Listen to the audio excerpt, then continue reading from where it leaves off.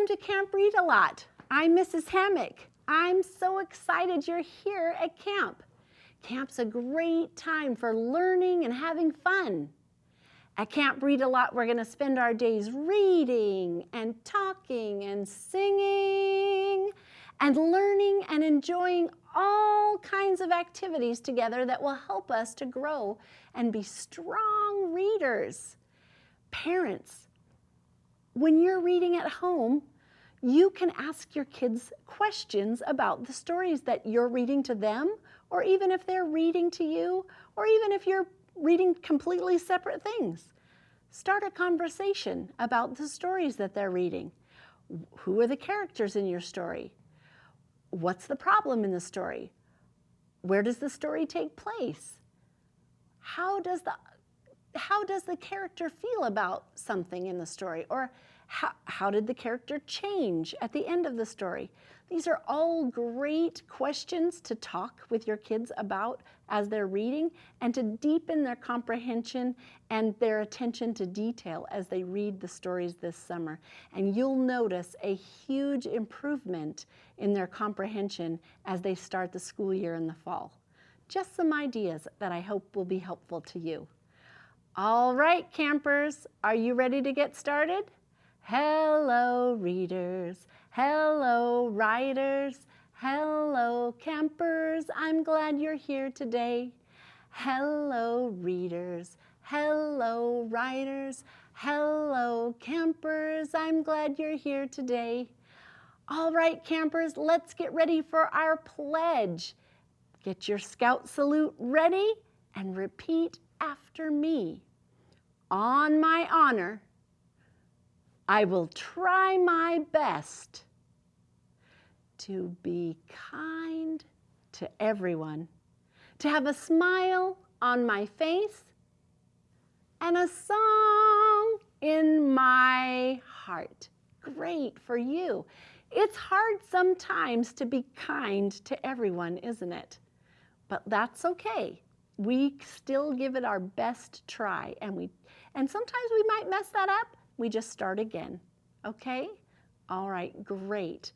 All right, I have a great game for us today that will help to train our ears for sound in this lovely, beautiful woods at Camp Read A Lot, but I need my helper.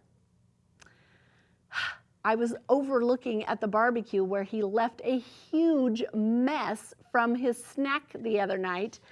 And I think that's why he's disappeared again. He didn't want to have to clean up after himself. Can you help me look for him? I wonder if he's hiding in my backpack. Let me look. Scooter. Oh, Scooter. Scooter, it's time. The campers are here. They're waiting. We're going to run out of... What are you doing? You're getting a drink of water? Well, okay, but you know that canteen is for when we go on hikes, when we don't have water. You don't need to drink out of the canteen when we're here in camp. Okay, are you ready?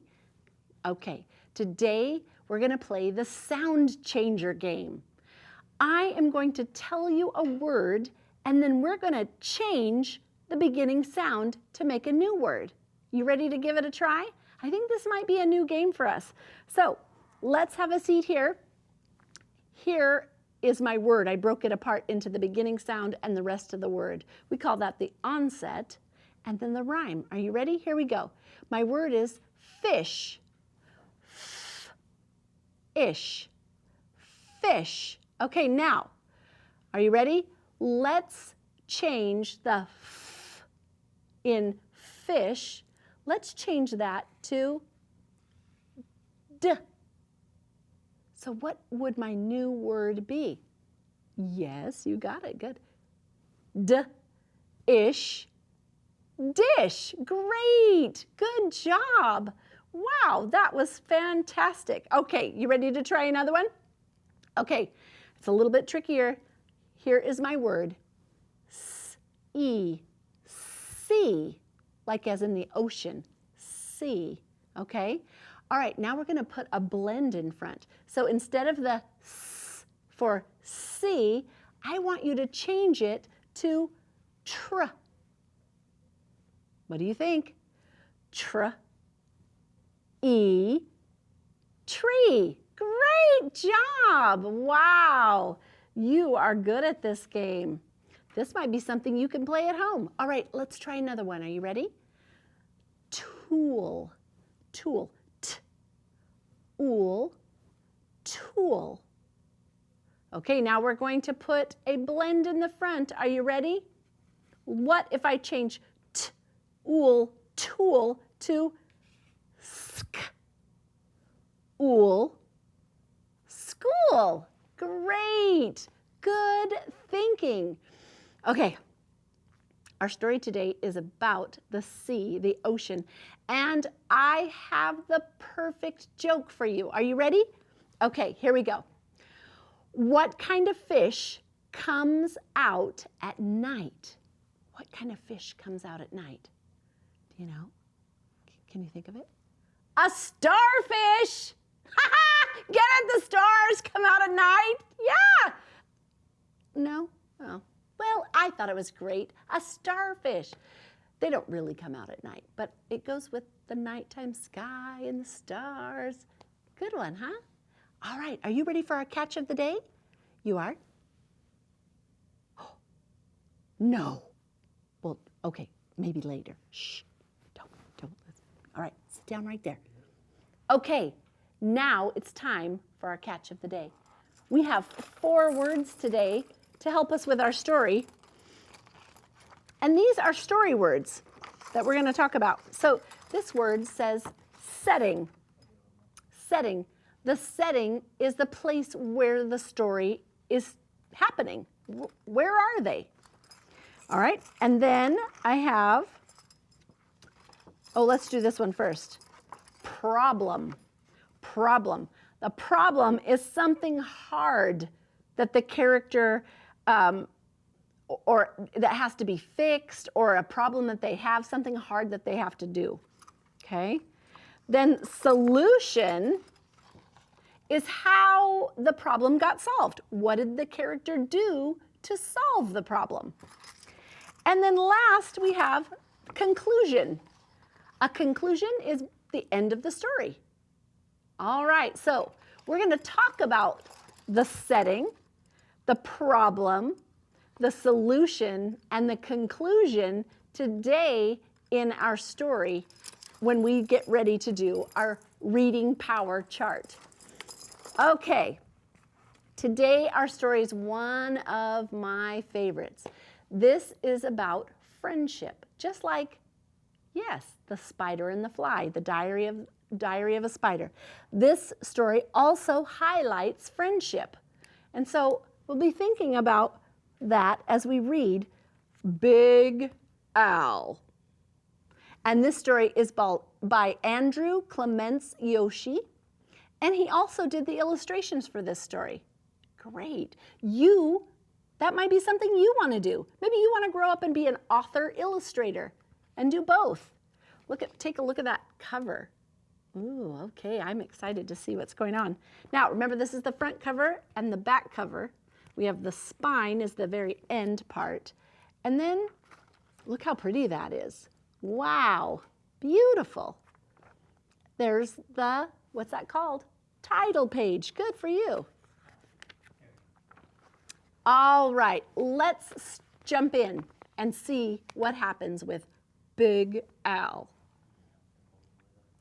In the wide blue sea, there was a very friendly fish named Big Al.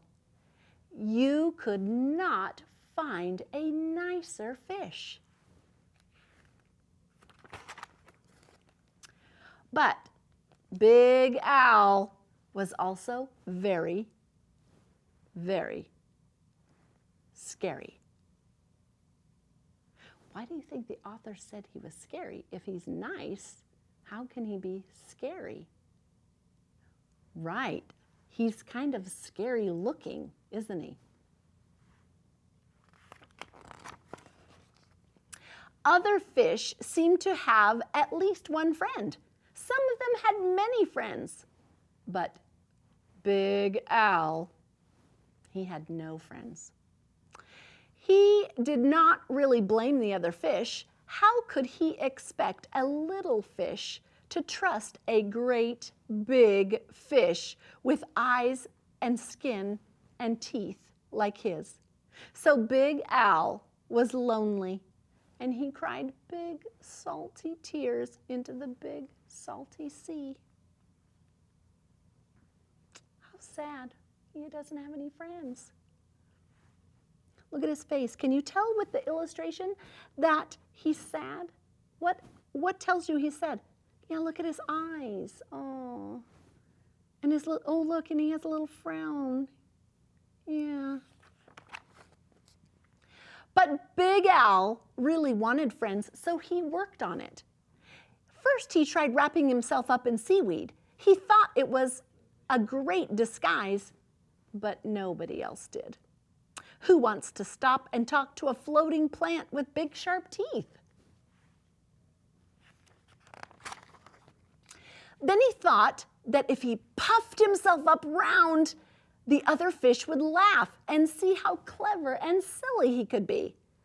But all they saw was how big he could be, and they steered clear.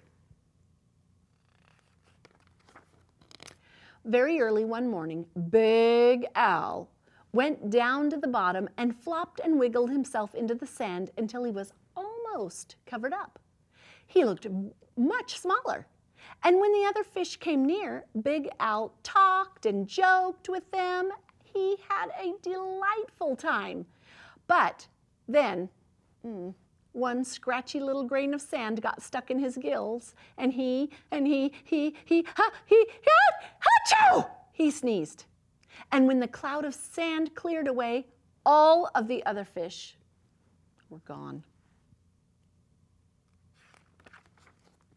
Big Al even changed his color one day so that he could look like he belonged to a school of tiny fish passing by.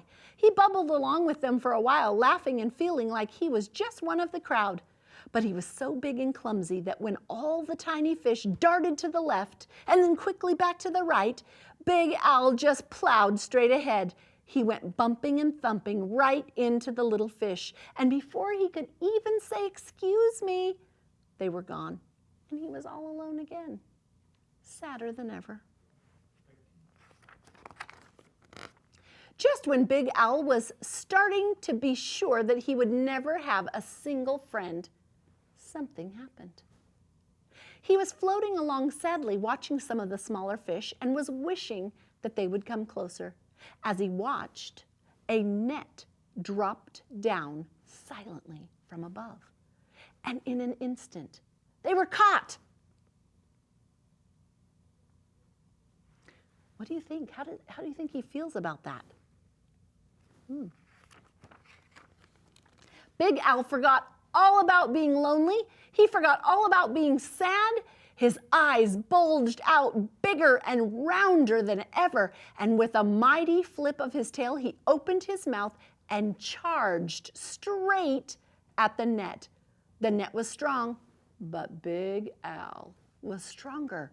He ripped right through it, and all the little fish rushed out through the hole. When Big Al tried to turn around and go out of the hole, he got tangled up in the net, and he was stuck. The net went higher and higher toward the bright surface of the light, and the little fish watched as Big Al disappeared above them. When the little fish were able to speak again, all they talked about was the huge, wonderful fish that had saved them. How great to be free, but what a shame for that big fellow.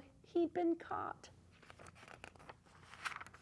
Just then, there was a tremendous crashing splash above them, and small fish darted away. Oh no! Was it the net again? Not at all. It was Big Al. Those fishermen took one look at him and threw him right back into the ocean.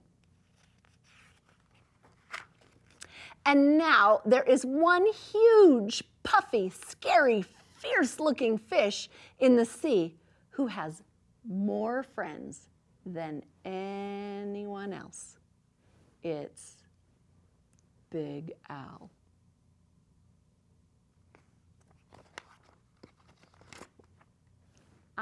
Isn't that a great story?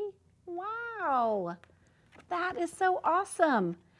You know, sometimes we make a judgment about how someone looks without ever giving them a chance to show us who they are.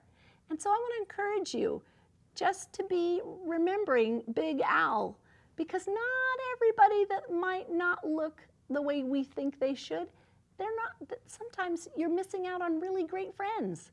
So Big Al kind of was the star of the show, right? How did he get so many friends? He thought about them first. He put them first. He wasn't worried about the net and him. He just saw that they were all caught and he jumped right in to save them. That is pretty amazing. Let's take a look at our reading power chart, because we're going to talk about some of those catch of the day words. So these are called story elements. It's kind of like a recipe, the ingredients that you need to make a story. And so when we're writing our own stories, these are some of the things we need to think about too. So for our setting, where did the story take place? Do you remember? Where was the story Big Al? Were they at a grocery store? Were they at the park? No, they were in the big blue sea. Yeah, in the big blue sea. That's where it happened, in the ocean, right? And what was the problem? Was there a problem in the story? There was a problem, right? Al had no friends. Al had no friends. Because they were all afraid of him because of how he looked, right? In nature, big fish usually eat little fish. So you can imagine the little fish were not that excited to be hanging around with a big fish. But they didn't give him a chance to see how nice he was, right? Okay, solution. So the problem was he had no friends. How did he solve that problem? What happened? Right, he saved the little fish. He saved the little fish. And that made it so that they knew he was a good guy, right? And then in the conclusion of our story, how did the story end? Big Al, he had the most friends. Oh, I love a happy ending, don't you? So at the beginning of the story, he was all alone. He had no friends. He tried a lot of things to find friends, right? To make friends. He just couldn't do it. They didn't trust that he was going to be a kind and helpful friend, and that just made it really hard for him. He felt sad and lonely. I hope that if you see somebody that looks like they need a friend, that you are brave and are kind and are friendly and using your great big friendly smile. Especially when we start school in the fall and there might be new people that we don't know, that's a great time to be a friendly friend. You know, to have friends, you have to be a friend. And that's what Big Al showed us, right? He was a friend by helping them. And that made it so that they wanted to be friends with him. I hope that you remember this story. Now, I want you to think about these as you're writing stories. Where is your story going to take place? You want to think about a place. Sometimes the setting changes. It doesn't always stay in one place. But in this story, it did. What is the problem that needs to be solved in your story? How are they going to solve that problem? And then how does it end? Those are the elements to making a story that everyone will want to read. Okay? Great. So before we go to the activity table, I have another joke. Are you ready for my next joke? Okay, come up here so you can hear it. Why did the fish blush? Oh, this is such a good one. Oh my gosh. Okay, why did the fish blush? You know, blush is when your cheeks get kind of pink because you're embarrassed. Why did the fish blush? Because it saw the ocean's bottom. Get it? It saw the bottom, you know, of the ocean. Oh, that was a good one. Don't hide your face. That was a funny one. All right, let's head over to the table, shall we? All right, today we are going to do a fun activity called Story String with pictures. And I think this is something you can do with other stories that you'll enjoy. All right, hop up there, sir. All right, so today I have this paper, and it says Story String. And it's kind of like what we did on our reading power chart. So it's a thread or a string through the story. And one of my favorite things to do is just to draw and color, and it's kind of relaxing. And what I love about this is that it gives you a chance to rethink or reflect and think about the story. And so when we look at this, it says characters, all right? So I want to think about the story of Big Al and who were the characters in that story. Do you remember? Right, for sure, Big Al was one. So I'm going to draw kind of a big, kind of blobby looking fish.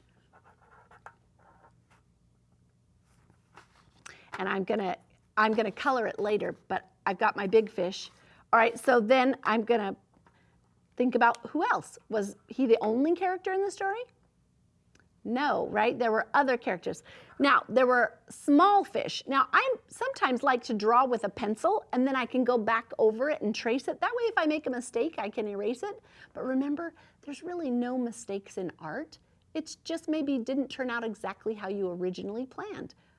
That's okay. All right, so I'm going to draw some little fish here, and I'll hold it up for you. My little fish are very simple, right? So, and then I'm going to make them colorful because in the story they were colorful, right? So I'm going to put some colorful fish in my ocean. And speaking of the ocean, where is the setting of the story? Right, it's in the deep blue ocean. So there's a couple things you could do here. You could just color that, or I'm going to make some waves just to help me remember that it was in the ocean.